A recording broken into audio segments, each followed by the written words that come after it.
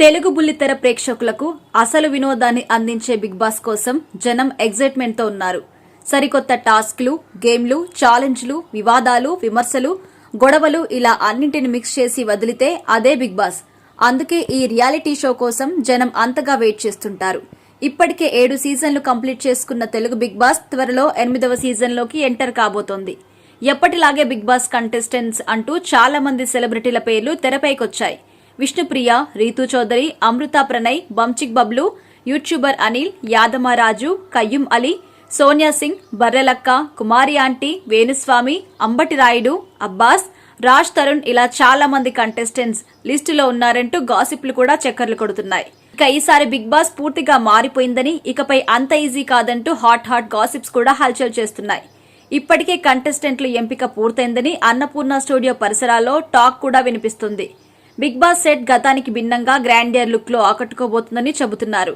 ఇక big boss 8వ season కి సంబంధించి ఇప్పటికే లోగోను విడుదల చేయడంతో ప్రోమో ఎప్పుడొస్తుందా అని ఆడియన్స్ వెయిట్ చేస్తున్నారు.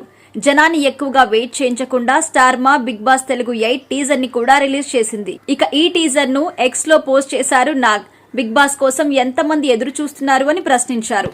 బిగ్ బాస్ హౌస్ లో కంటెస్టెంట్ లిస్టులో మరో కొత్త పేరు తెరపైకొచ్చింది. నటుడు రోహిత్ బిగ్ బాస్ హౌస్ లోకి ఎంట్రీ ఇస్తున్నారట. రోహిత్ పలు హిట్ సినిమాలో నటించారు.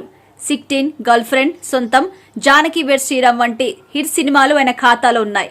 Chiranjeevi super hit movie Shankar Dada MBBS లో రోహిత్ చిరంజీవి ఫ్రెండ్ రోల్ చేశాడు. ఇక 2010 తర్వాత పూర్తిగా సిల్వర్ స్క్రీన్ కి దూరమైన రోహిత్ ఇటీవల ఒక సినిమా చేశాడు. ఇక రోహిత్ బిగ్ బాస్ తెలుగు 8వ సీజన్ కి ఎంపికయ్యారట. ఇక చిరంజీవి ఫ్రెండ్ కాబట్టి టైటిల్ రోహిత్ కే దక్కే ఛాన్స్ ఎక్కువ ఉంది అంటున్నారు. ఎందుకంటే గతంలో కూడా ఆడియన్స్ ఓటింగ్ వేసి గెలిపించిన వాళ్ళకి కాకుండా బిగ్ బాస్ టీం వాళ్లకు నచ్చిన వాళ్లకు టైటిల్ ఇవ్వడం గతంలో మనం చూసాం. సో ఈసారి కూడా అది జరిగే అవకాశం ఉందంటున్నారు.